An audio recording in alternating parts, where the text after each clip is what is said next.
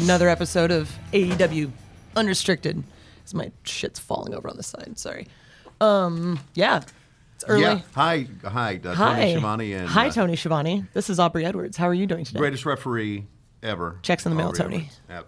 Hey, we welcome the natural Dustin Rhodes with us. Dustin, thanks for coming. Thanks for dressing up. Good to see you. Okay, hold on, guys.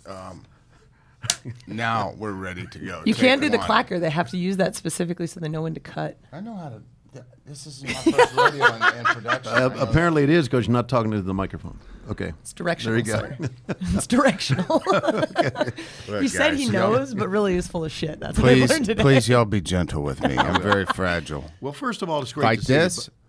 Yes, like that. Okay, so just look this way. Yes. All right. The video It's version good of this to podcast it's is gonna good be to great. see y'all too, but I can't turn because I have to talk into the mic. So, hi Tony, how are you? Is your neck stiff? You feeling okay? So it must be a thrill for you to be back and in pro wrestling. We're never going to get this thing Absolutely. started. Okay. is- Our thanks to Dustin it- Rhodes for being with us. What the hell? This is a thrill. It is. Great. Okay. Why is the camera not looking at me? What There- the there- fuck that is was- this shit? there's- going there's on? camera. Oh, okay. So I have to look over there. Okay. Now you can look. Okay. Thank you for having me, Tony. Hey, Aubrey. it's great to have you. It's a pleasure. What is it like for you sitting right next to the greatest referee? God damn it, guys. in the I- history of the business? She, when we talked about doing this podcast, here's a story, and I brought this up many times. We talked about doing this podcast with Nick Sobek. Yeah, it was back in D.C. In D.C. First episode. He said, "Who you want to work with?" I said, "I want to work with Aubrey." Why? Because you have such a great outgoing. You know I'm married, right? Well, you are now. Oh, okay. A great outgoing. That hasn't stopped anybody in the business. No, it's wrestling. A great outgoing personality, and she does, and it's kind of contagious, and you're a lot of fun to You be just around. like it because I make dick jokes. Yeah, I do. Yeah. Do you really? You're Oh, my allowed God. to say that crap on here? Yeah, it's unrestricted. So that doesn't mean actually unrestricted, does it? Oh, No, no, it it does. really they haven't told me to does. stop yet. Eventually, I'll get like the email from Stacy saying, Tony hey, wants to you move need to on. hold Look, it he's back. So looking at back his to questions about Dustin. Yes, sir. Okay, you've had a lot of great moments in your career, and how about the moment in AEW when you wrestled Cody at Double or Nothing? Let's start with that. Match of the How year, would you, by how the would you way. rank that as? You want me to just tell the story of that? Yes, please. Yes, we do. Well, when you're sitting at home for a couple of months and with another company who doesn't value you at all, and you're sitting there and you have so much more to offer and give, you kind of lose your passion. And for the first time in my 31 years, I lost my passion for the wrestling business. I loved wrestling, kind of came out of my mother's womb wanting to be a wrestler. And we were raised that way. And Dad wanted something different for me. He did not want me to go through the hardships that he went through.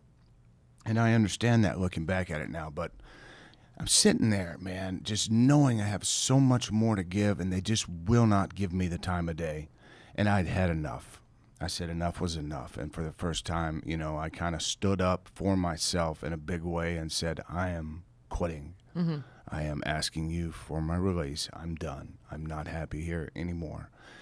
And how they do. They make you kind of wait it out. And it was getting very close to Double or Nothing.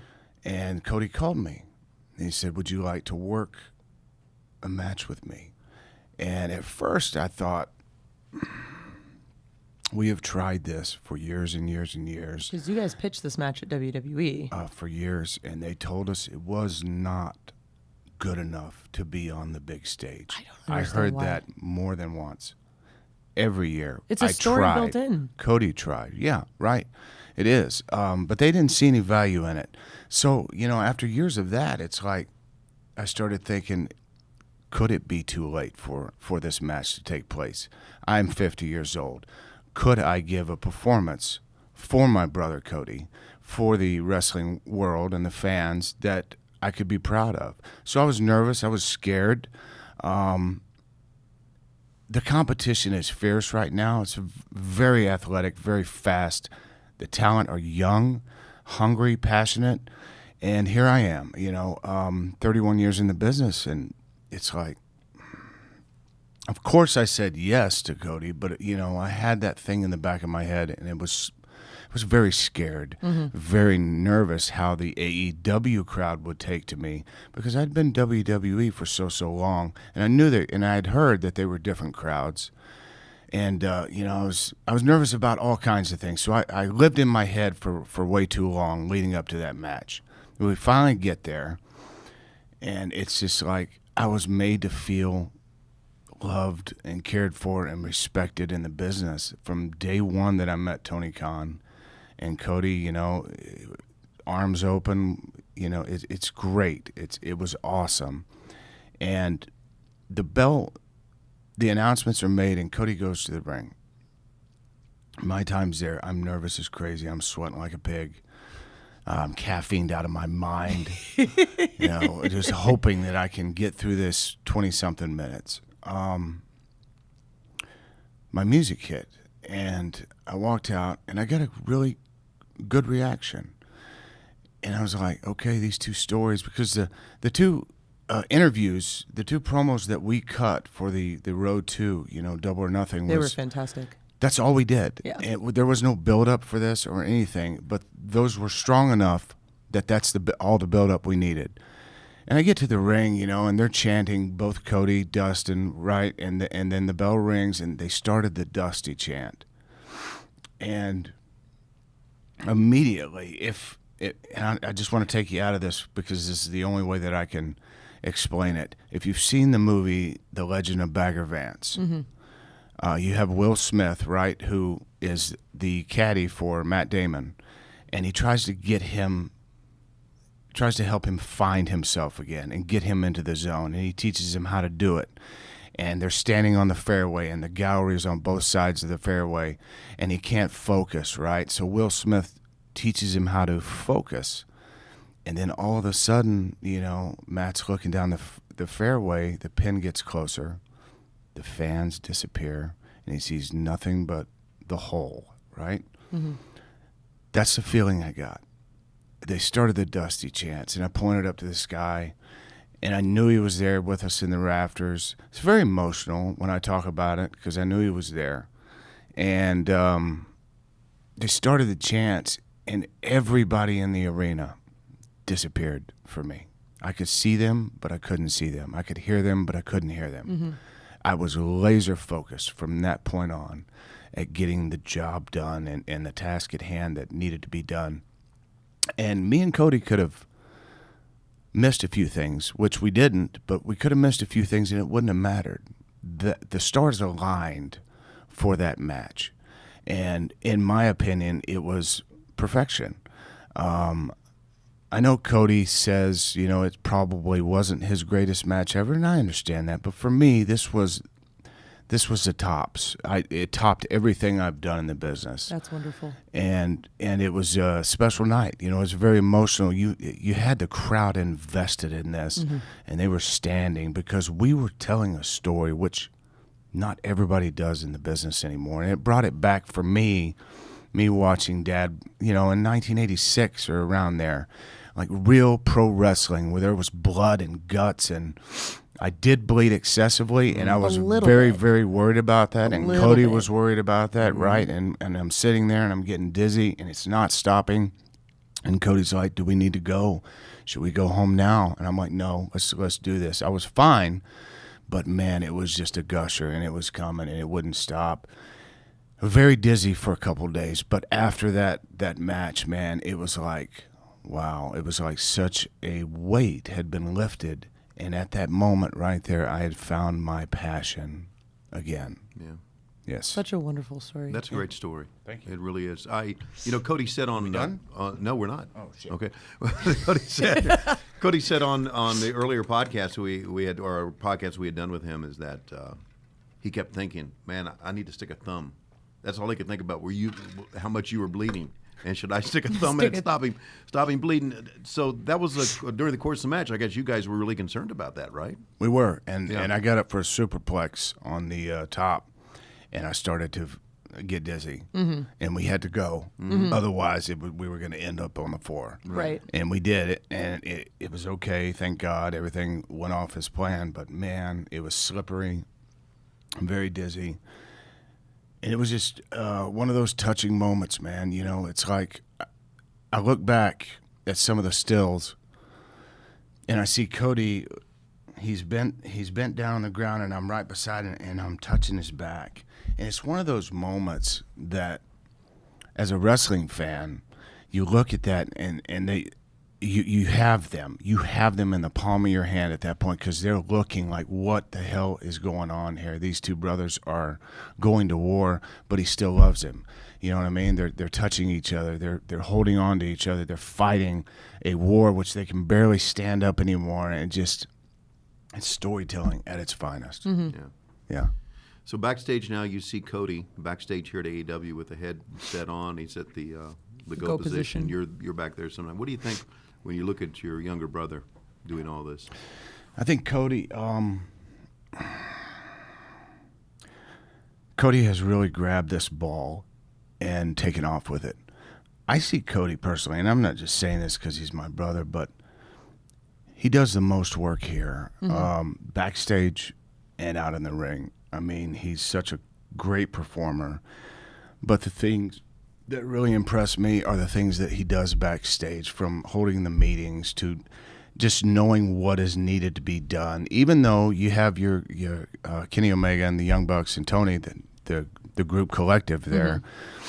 But Cody, man, because I know him and I'm watching him just handle business on the business side of it, and it's just really impressive, and it reminds me of Dad a lot. My dad had that thing about him. I'm more of the performer and the promo guy that can cut the promos and wrestle. Cody has the whole package, I think.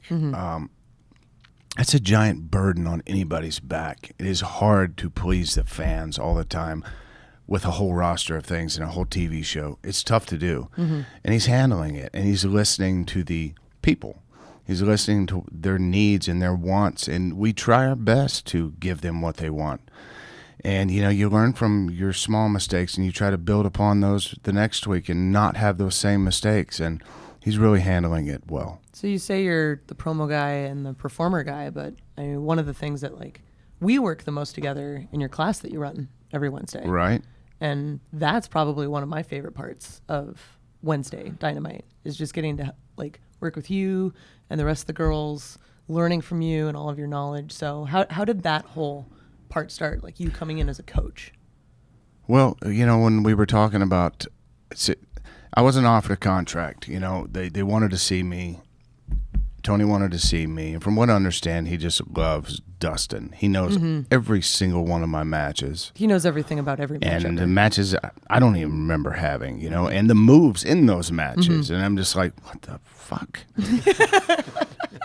And Cody said, you know, come to Fight for the Fallen, and let's have this tag match against the Young Bucks, and then we'll talk. You know, you can have a meeting with Tony or whatever, but I'm staying out of this one. I'm staying out of this one because you're my brother, and that's just what I need to do. You need to talk to Tony. So I talked to him, and we got our deal worked out, which was great, as a in-ring performer and as a promo coach and coach. And Brandi just asked me, you know, she came up to me and said, hey, I would like to get in there and train with you, maybe get some of the girls in there. I'm like, awesome. So we did that, man, and we've made it a weekly thing, and it's one of my highlights of the day is to get in there and to see the young women that we have, and they're my kids. I consider everybody here my kids, even though they're young men and women. I really love them, and it's important that I pass on my knowledge to them like the old timers did for me. Yeah. You know what I'm saying? I'm not one of those people that's going to be very selfish and say, you know what, you don't deserve this. It's not for you. I'm gonna let them know I'm gonna give them my knowledge and try to teach them the best of my ability. They use it. If they don't, that's fine. You know what I mean? But you find out real quick after the years of seeing it who wants it and who doesn't. Right. And then you move on to the people who actually want to help, want to help, want the help, and it's rewarding for me to see them learn something and utilize it in a match on TV. It makes me smile. So, it's a fun. That's probably my funnest thing that I do during the day, and to help the kids, when they're struggling with promos, the ones that really need it, to bring out their character a little bit and to be more boisterous and loud in certain points, and your facial expressions. You tell a story, man. Tell me a story on a promo, just like you do in a match. We're talking. Does that make sense? Are you tired? Did you go to sleep? I did go to sleep. How did you sleep? Okay. I woke up a couple of times. It's okay. I woke up. I think there was one word you said, didn't ask and it you. woke me up. He didn't ask Okay. you. Well, Sorry, guys. I was just Thank letting you know. Okay. I want to talk about Dustin, your great career moments, because you've had a long and illustrious career, 31 years. I was there when you first started, kind of, and you have some. Would you consider great moments in your career? I know we talked about the Cody match, and that's got to be one of them, obviously. But going back before that, there were moments with WCW, moments with WWF, WE. Can you kind of list them? Or So, I think in the WCW, some of the great moments I had were with the tag match in Savannah, Georgia, where I had a mystery partner in Ricky the Dragon Steamboat against Arn Anderson and Larry Zbyszko. We won the titles that night. It was a very electric night. They were loud as hell, man, and it was such a good surprise, even though he had a dragon mask on. It's like, who is that? Nobody could, I'm not sure if anybody thought that was Ricky the Dragon Steamboat, but they popped when they took the mask off. And when we won the titles was one of the loudest nights I believe I've ever been involved in a match, for me personally. It's great. Learning from Arn Anderson. These are my teachers: Barry Windham, Arn Anderson, Larry Zbyszko. Larry didn't teach me too much because he's a shits. Bobby Eaton. Right? Those guys right there were my teachers, and Ricky Steamboat.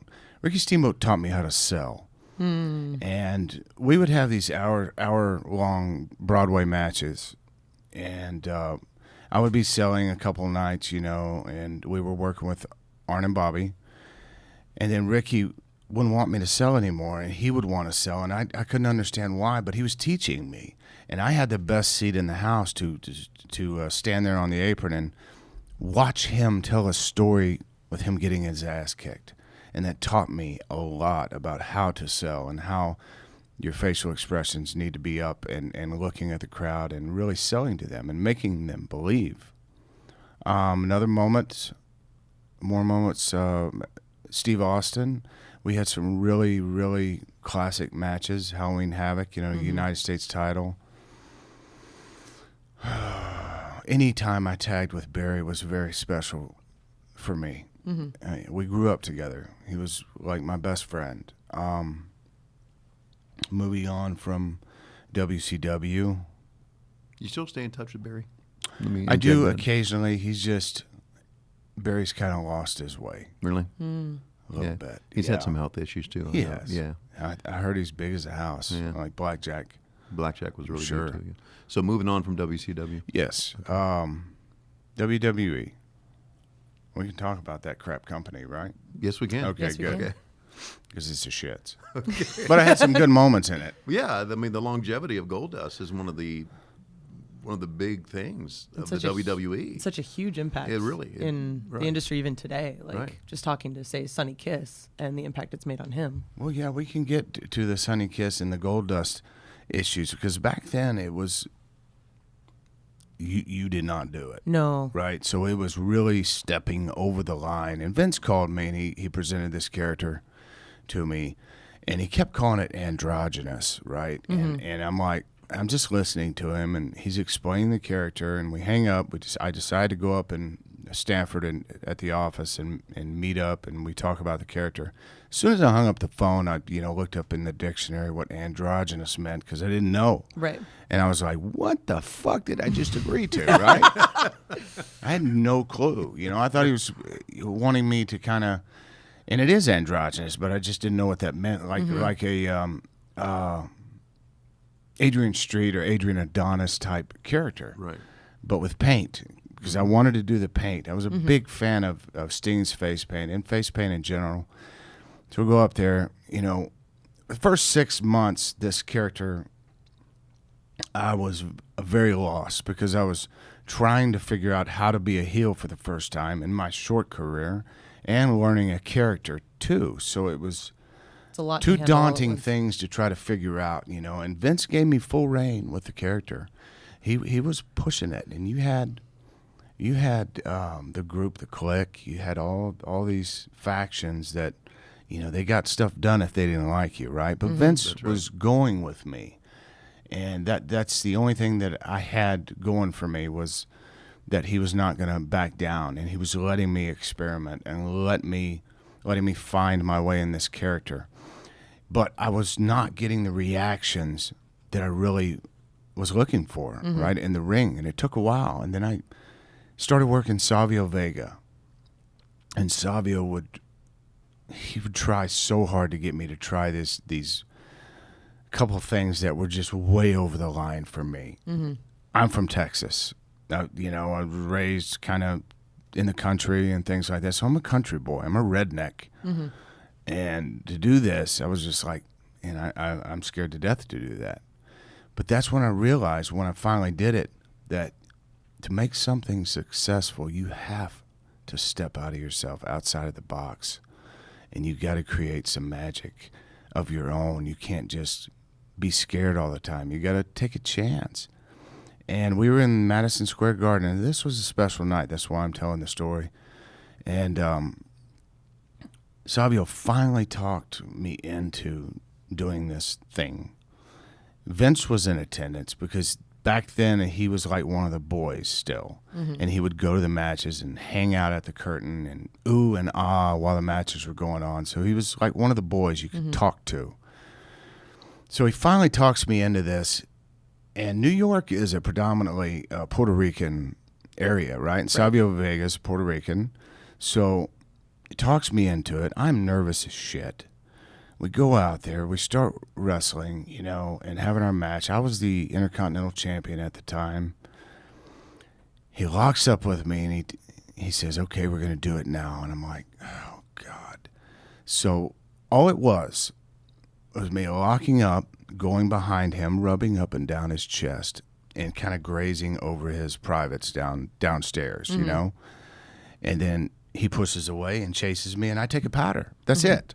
That was it, right? Just a very simple move. Very simple. And I did it, and I took a powder, and the fucking place for the first time in like 6-7 months erupted with every kind of profane thing just thrown my way. And it was like, holy shit.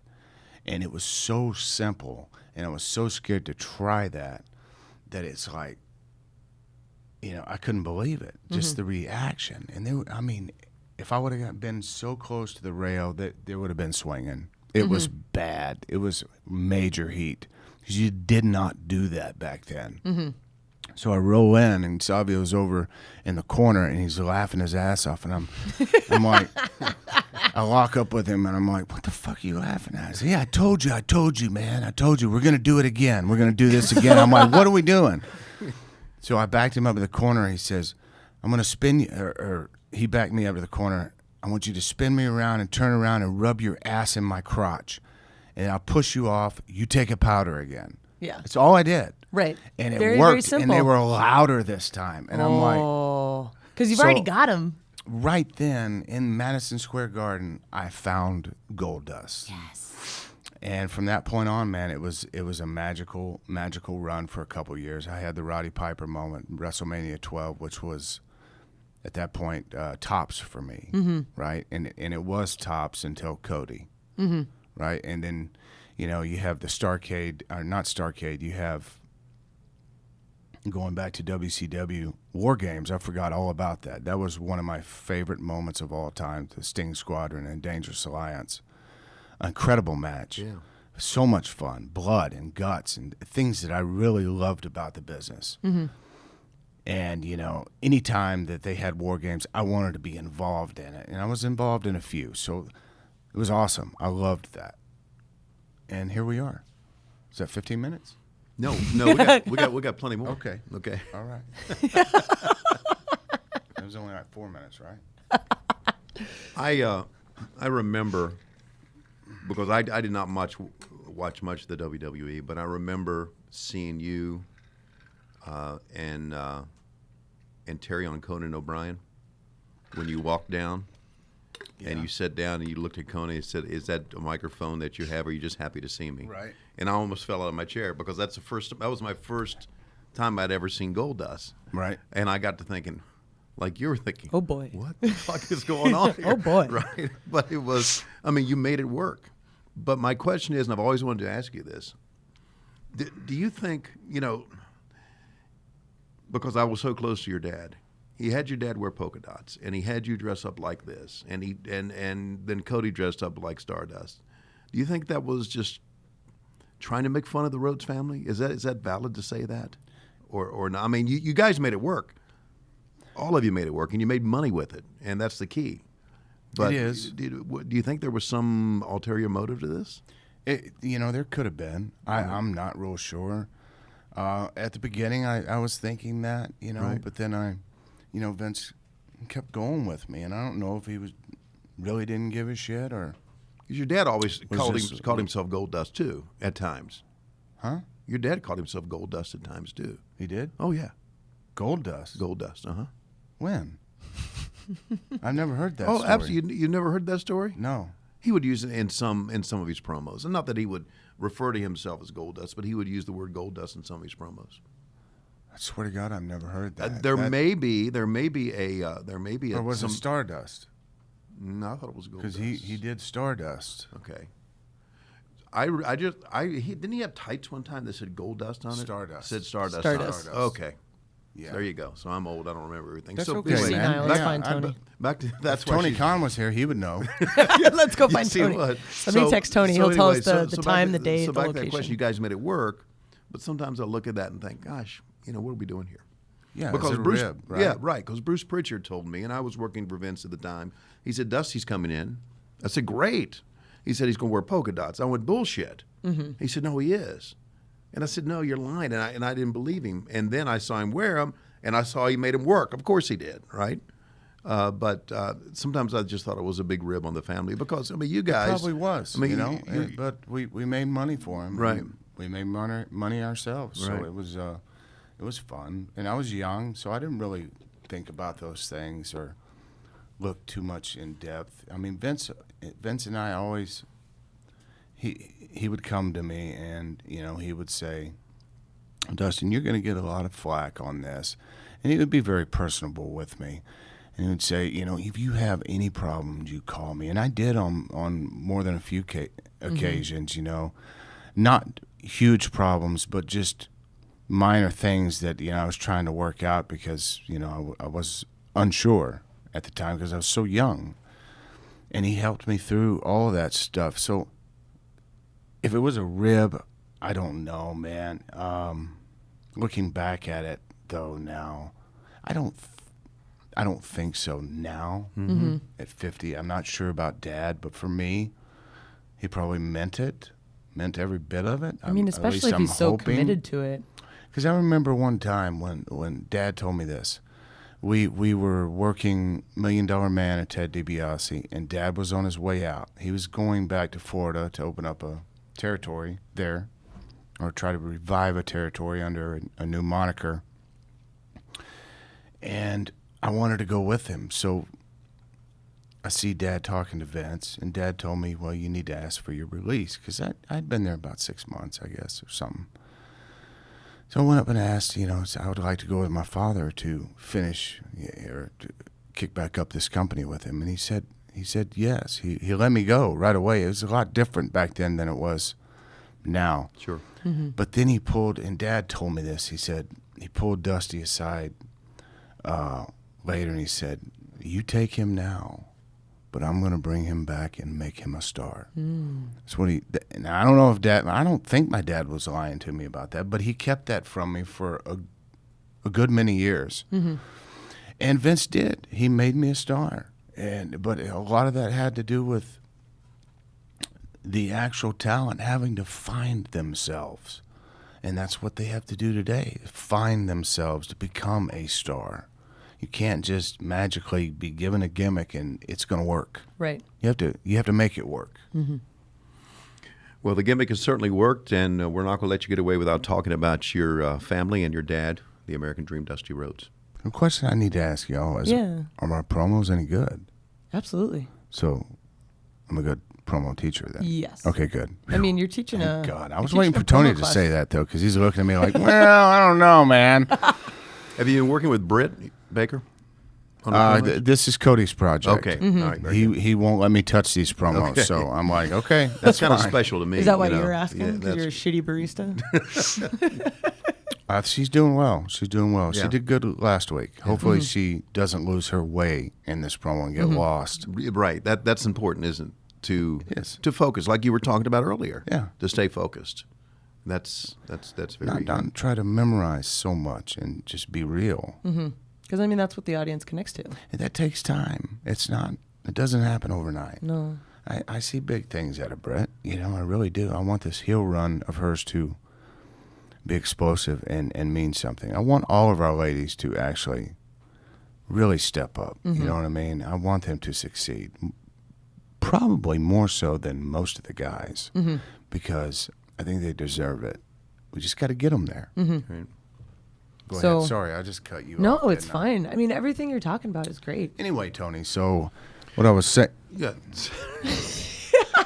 we do want to talk about your. We do want to talk about your family a little Yeah, bit. your youngest, your first time that you said, "Hey, I want to be a wrestler." Do you remember when that was? You were saying you came out of the womb wanting to wrestle. Right. Do not remember the exact age I was, but I know it was 6, 7. So it was always something that you just kind of knew you were going to do. Yeah, yeah. At what point did you kind of realize who your dad was to this business? 'Cause it's Probably like, around 10, 11 years old. Just how big of how big of an impact he's made. how big of an impact he was in my life, and it just made it bigger, you know, because of the wrestling business. Right. Just like, oh my God, my dad is that guy. it's incredible, right? I always wanted to wrestle. He didn't want me to wrestle. Why is that? Well, like I said, it's there were divorces, a lot of being away from your families, and I think that's one of the reasons probably that he wanted me away from that. He wanted something better for me. He wanted me to go to college and play football, and I had coaches come over to the house for dinner during my scholarship offer season there. And You went to East Meck High School, right? yes, sir. Yeah. Finished out there, had some scholarship offers to Miami, University of Louisville, Utah State, Colorado. And they came to the house and they sat down with Dad. He really took it serious. But I wasn't taking school serious. I love football. I knew I wanted to be a wrestler, but I love football. Right. And school was just not one of my things, man. I mean, hell, I cheated on an English exam my senior year and almost didn't graduate. So my ACT scores were the shits. They were bad. And I think he realized that, Well, it wasn't where your passion was at. It wasn't where my passion was at. I love football, though, It was just, and they moved to Dallas, and I moved to Dallas with them. And I picked him up from the airport. And I think this is when he realized, he was probably thinking about it on the plane ride from wherever they were at. He said, and we have about 40-minute drive, and he said, I'm going to break you into the business. And I'm like, what? It's happening. It is, right? It's happening. And he gave me a 45-minute crash course, kind of the business. And he said, you're going to get in your car tomorrow or the next day, whenever it was, and drive to Amarillo while he's on his private jet, basically, right? On the Turner jet, the Crockett jet. Crockett jet. Right. And you go get you a referee shirt, stuff like that.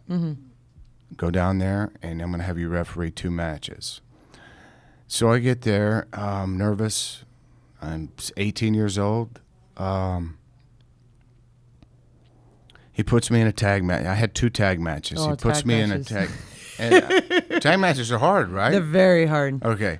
I did good on the first one. The second one was the Midnight Express versus Rock and Roll Express. Oh.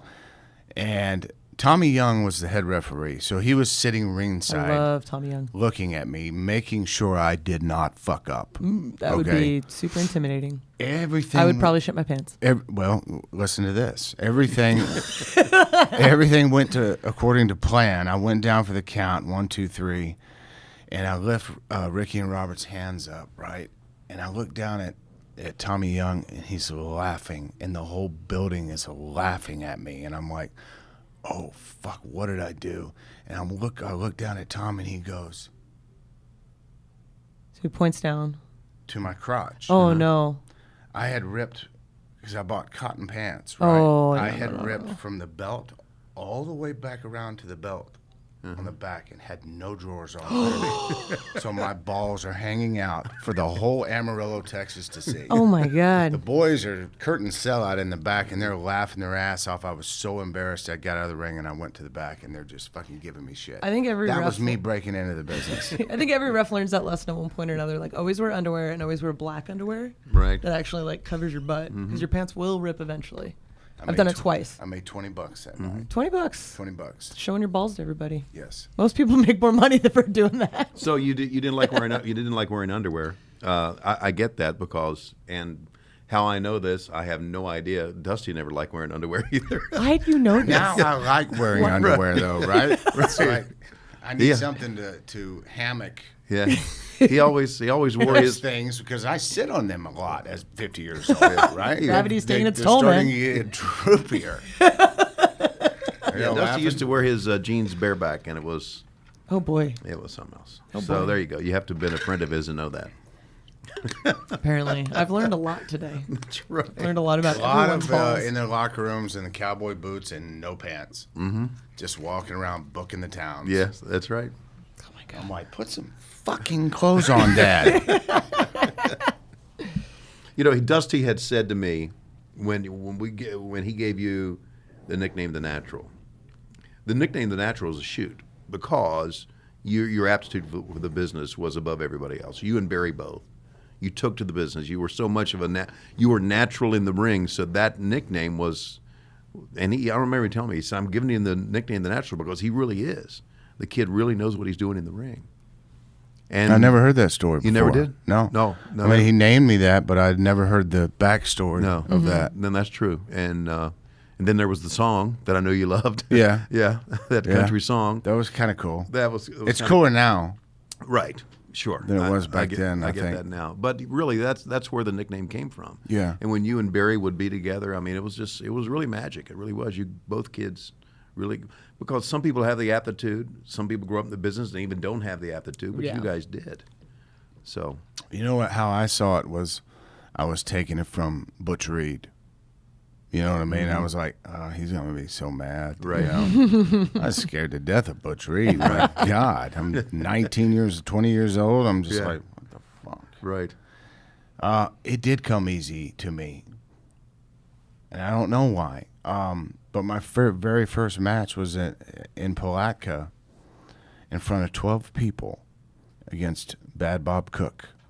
And for the first time, because I learned in a wrestling ring that was actually a boxing ring with cinder blocks underneath it, no ropes. Oh, boy. And the first time I hit the ropes, I hit him with my arms down, and it snapped my neck. And I never did that again. But I took to it. It was easy. It was fluid for me, smooth, a lot like Barry. And I watched Barry constantly and grew up watching him. And just the way he would move in the ring is so smooth, man. One of the smoothest, best workers on the planet. No question. Unbelievable the way he moved around in that ring. And I wanted to be like Barry, in a sense. And I tried mimicking a lot of the stuff that he did. And I'd hope it was different, but it just became fluid for me and a lot easier. And I took to it like fish to water. Yeah. Very natural. So here I am, the natural. Yeah. There you I are. don't know if I'm not natural anymore because I forgot all that shit. I don't know. I mean, I actually end up having discussions at home with all my friends about your matches because it's they're some of the most exciting on the show. Wait till tonight. I'm gonna really fuck it up. I've got your match tonight, so let's hope not. I might die. I'll try and take care of you. It'll be a great moment at TV if you do. I'll That's be true. calling it. Ratings will go up. Okay. Yeah. Will y'all visit my funeral? No. No. I'll go. Okay. Flowers at least? She'll go. I'll send you flowers. What kind of flowers do you like? I don't really like flowers. Then I won't send you flowers. I can send you some fake shit. Just buy You me won't a know can of you're snuff dead. and put it on my... So when you, Dustin, when you perform now, you have a face The paint half half face. side. What's the meaning behind all that? The meaning is, half natural. You have the Dustin Rhodes, but nobody has seen the Unnatural yet. And that's a place that somebody pushes me a little far. It brings out a different side of me. So it signifies a lot of things. Like there's, trying to get back to the natural Dustin Rhodes and the old look of the 90s, WCW look, but still loving the face paint because it is part of what I've done for so long, and I love the face paint. It's part of your identity. And you have the red and the black, which signify to me, the good, the light, and the dark. And when there's an unnatural happening, it's completely different, and nobody's seen that yet. And I hope I never have to pull that out because nobody's really damaged me to the extent of me having to dig deep. But the unnatural is in there. So I kind of use it like that, the natural side, the unnatural side. And then there's the really unnatural. One of the things I loved, I think it was Philly, maybe it was Philly, you tagged with Sonny Kiss and his gear matched yours. That was sweet. Did you know about that ahead of time? I did not. Oh my God. And he wanted to shoot videos all night. I love the little clip of you guys walking down the hall. Yeah, little things like that. Little And saunter. That was special for him and very special for me. And I love Sonny Sonny's to the best. death. Yes. And he's quite the athlete. You're not He kidding. really is, man. Oh my.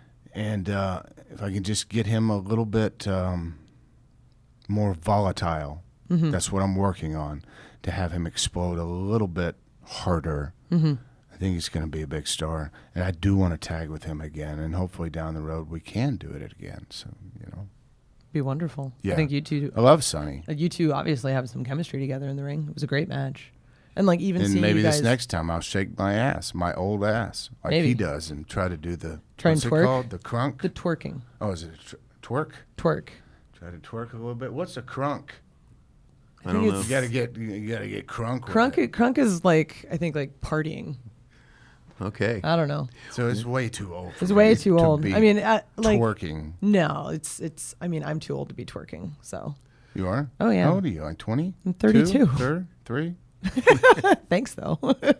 No, I'm older than I look. How old's that lady over there? Oh, she's She's probably 23. 23. Yeah. Don't You're say right. nothing. They can hear you. You're the producer. You can't do that. So I want to talk a little bit about your hashtag, your Keep Steppin'. Yes. Where does that come from? Comes from my father. This is probably and I appreciate you bringing that up. The one thing that means the most to me, I think now, later in life. I was very bad into drugs and alcohol for a good chunk of 4 or 5 years. And it got really, really terribly bad. And I did not care about life. I didn't care about my daughter. I didn't care about anything, except drinking and taking pills and doing cocaine. That's all I cared about. And it got really bad. And I had a 3-day little binge, and I could not snap out of it, and it scared me. And that was my rock bottom. The third day happens, man, and it's 4 a.m, and I'm just, a lot of things are going on in my body. And at that point, I had lost everything because I had pawned everything. I lived in a little garage connected to somebody's house that I was renting out, as big as this room, maybe a little smaller. Had nothing except clothes and a few things, and no cell service. Dad gave me one of his bought pay phones or whatever, or cell phones. So I had to crawl up, or if I needed cell service, I had to go up the hill. Mm-hmm. We lived on this kind of hill. So, and it's pouring down rain. It's 4 a.m. My wife is there now. She was with me through all of this, and she helps me crawl out. I'm so shit-faced. And I crawl up the hill, and I call my dad.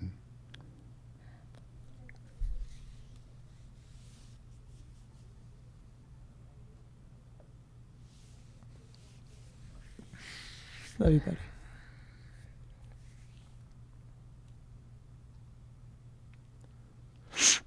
I call my dad, and I tell him that I need help. And WWE has the rehab wellness program for anybody who's been there or is still there. And they got me in the next day. So I loaded up on drugs and alcohol going into rehab. I get out of rehab 30 days later, and I haven't turned back, and it's almost 12 years. And from that day I got out of rehab, Dad would call me every day to make sure that I was working my program. Mm-hmm. And I went to an AA meeting for 2 years straight every single night. And each phone call would end, you just keep stepping, Dustin. I'm proud of you, and this and that. So that's That's where that comes from. That is where that comes from. Well, thanks for sharing that with us. Yeah. Really. Because I know that's very deep, and that means a lot. Your dad was certainly a great man, and he started my career, and he started many people's career. Looking back on, if he was with us today, what do you think he would think of what you and Cody are doing and how the business has changed today? He would want to be a part of this, man. I mean, Do you think you'd be here? I do, actually. And if he wasn't able, he would be watching every week. He'd be on the phone constantly with us. Very proud. I know, without a doubt, he is here. He is looking down on us and very proud of things I have done and the things that Cody is doing and has yet to have done. Extremely proud of us. He loved his kids very, very much. Yeah, and well, we can pay homage to him every night we walk out because that sign is there and his bull rope is there for us to remember That's that. right. Yeah. So we appreciate you being with us. Quickly, you have any projects that you got coming up you want to tell us about? No? Well, when does this play? Probably April. What the fuck? We're evergreen. These things are evergreen. You can play them anytime. You can play them Can I anytime. plug my website? Absolutely. Yes, You can plug plug whatever all you your You want. can go get all my Dustin Rhodes official merchandise at rhodesdream.com, RHODESDREAM.com. You can get all my stuff there. Okay. Very cool. I'm doing movies. Yeah. I have one coming out in a couple days on Amazon Prime. So I'm excited for that. Is it But an if you're action- playing this in April, Yeah. then nobody's going to... Well, no, Amazon Prime's Everyone will have forever. watched it. You can always. Everyone Amazon will have Prime, you watched can it check already. my film out, Copper Bill. Copper I did Bill. a great job. It was a very commanding performance I did. Really? Yes, it was, and I'm very proud of it. And hopefully one day I will be as big as The Rock. But Like more physically important, or like fame? fame. More importantly, but fame doesn't. Fame is not all it's. Yeah. Yeah. It's yeah. not everything. I want to be a good actor. Mm-hmm. I want to walk the stage and get an Oscar. Mm-hmm. That's kind of what my next dreams and aspirations are after wrestling. Wrestling is always going to be a part of my life. Hopefully, I can retire here and still live my other dreams. Right. Well, it's one of the great things about this company is that Not going back to that WWE bullshit. I mean, that's one of the great things about this company, right? Is it's about wrestling, but it's also about supporting you in your aspirations Whatever you and your do, right. dreams. This company, AEW, is pretty impressive. There's not been anything happen that has disappointed me from any of our talent here. It is a team. I see it as a team, and everybody is working together. Everybody has their own things, but we know it's a team, right? So when somebody falls down, we help them back up. And that's the good thing about this company. We don't have a bunch of assholes here. No. We're not putting up with it. I'm not going to put up with it. I don't think anyone does. And they're all passionate and hungry. That's the big difference than anywhere else. And they're able to do this on live TV every week now. That's great. We just have to get them acclimated to live TV because a lot of them aren't used to that. But they're doing a tremendous job. And so are you, buddy. Oh, thanks, man. All right, man. Thanks I'm for old being as with dirt. us. Thank you. Okay. We appreciate it. We've been talking with the natural Dustin Rhodes. And a reminder, subscribe to the AEW Unrestricted podcast. By the way, it's for free. Do you know that? For free. For free, wherever you get your podcast. Oh, Jesus Christ. It's free? Yes. I know, sorry. Which You means ain't you're not getting getting paid for this. That's right. $8? And be sure to You be want sure me to to show me your balls. be sure I'm to sitting on them right now. yes, you're 50. Be sure to tune in to AEW Dynamite Wednesdays, 8 o'clock, 7 o'clock Central on TNT. I'm Tony Schiavone along with Aubrey Edwards. Thanks for listening to AEW Unrestricted. Thank you, Justin.